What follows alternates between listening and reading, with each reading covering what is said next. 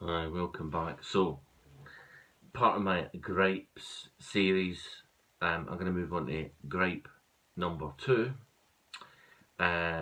which is to do with male suicide.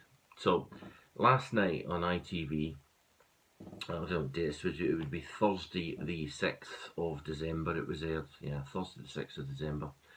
ITV Wales aired a programme about male suicide, and on initial inspection, it seemed to be that they were taking a kind of putting it under the microscope, and that they were going to kind of look at this, and there was going to be something journalistic and good happen with this sort of 15 to 20 minute segment that ITV aired on this thing. I think it was only in ITV Wales, but anyway. And there was a statistic there saying that something like 360 guys have took their life last year. Well, that's basically about one a day. So one a day somebody takes their life. Once a day some guy takes his life. Very tragic, difficult subject to talk about. But the article on ITV, I have to say, was absolute garbage. I mean, it was an utter disappointment in terms of how they covered it. There's no way they could ever claim to be in any way, shape or form journalists of any measure. The article seemed to be solely focused on the remaining families, whether it was a son, a daughter, or a brother, or a mother, or whatever. And at the end of the article, they were talking about how the government should put more money into support services for bereaved families that are left behind after suicide. Now, whilst I don't disagree that's possibly one part of many things that are necessary to do, there is a bit of an elephant in the room, and I felt that there was, well, two elephants in the room, really, with respect to that article. The first was that the headline and the narrative of the article was all about how tragic and bad these guys, committing suicide is, and that they were going to look at the root cause. And in the article, they completely failed to mention or address any root cause or any prevention strategy whatsoever. So, to a certain extent, the start of it kind of virtue signalled, that the ITV, they care about, guys that have committed suicide. Isn't that terrible? But there was no substance whatsoever in it, which I think was a massive letdown. And two, there seemed to be no passing thought in the article whatsoever about why these guys committed suicide. The guy that committed suicide was almost the least of their concerns in that article.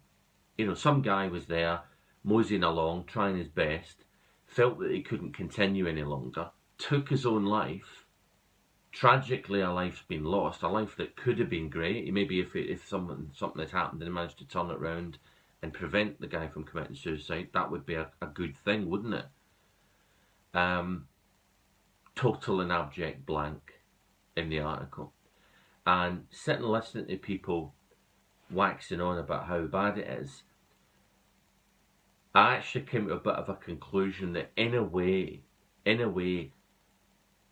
the style of the article in itself actually belies the true part of the true root cause as to why it happens. It's because deep down, these people don't give a damn.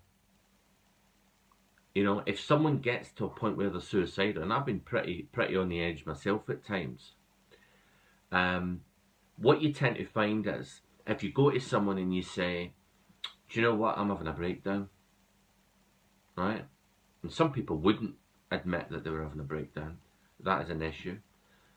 But there are times when people have admitted they've got a problem, and the response from that person is either A, to laugh their heads off. True story, by the way, is to either laugh their heads off, make fun of it, or the other approach is, well, I've got problems too, you know, and to sort of dismiss and debase this guy who's got an issue. Just dismiss him and debase it. And you can just basically delude yourself and the problem will go away. But actually that person's still left with a real problem. Now, quite often as a result of that, that person then feels, well, they can't go to anybody. Because they might have been apprehensive about going to someone in the first instance. And then even if they did pluck up the courage to actually go to somebody, they either laughed their head off or didn't take them seriously. Or maybe, if you're lucky, see a slight bit of sympathy and then they just go back to their day job and don't really provide any kind of way out. And still put all the same expectations and pressures onto that individual. And then what does the person do? Well, this is the key with suicide, is quite often the person gets to a point where they feel a sense of complete futility. That they've tried all of the strategies that they know. They don't feel motivated to try any other strategies because they don't maybe feel it'll work. And they say, well, do you know what? I've done everything I can. There is no way to solve this problem. I've got too much stress, I've got too much debt, I've got too much this or too much that, or I can't cope, whatever it happens to be. Or maybe, in some cases, the person's suffering from chronic pain, 20 hours a day, or maybe even 24 hours a day chronic pain. And they realise that they don't have a life. Their life really isn't worth living on paper if you stack it up. But this is the key piece, that there is no real solution or way out. You know, they go to the doctors and they don't give a damn, so they've still got the chronic pain. They go to their partner and say, I'm having a breakdown, not interested.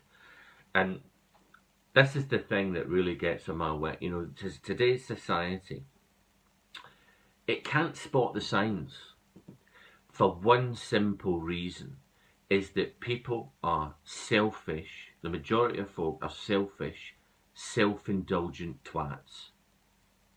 You know, tell the truth and shame the devil. That's the God's too honest of about it.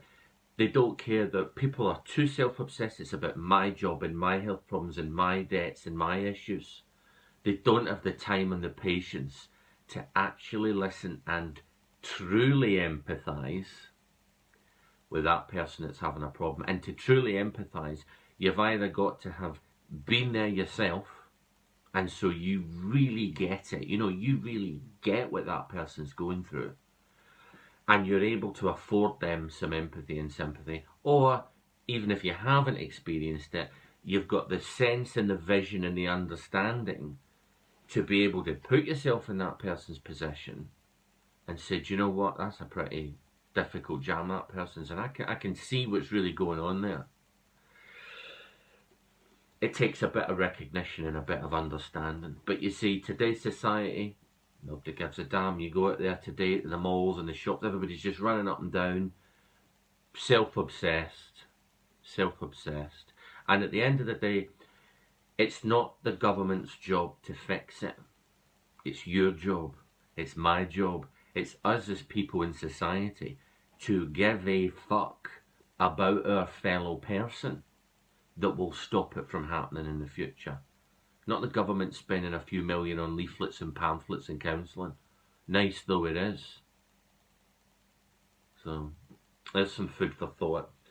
Right, I'm going to let you boost, folks. Enjoy and have a good day.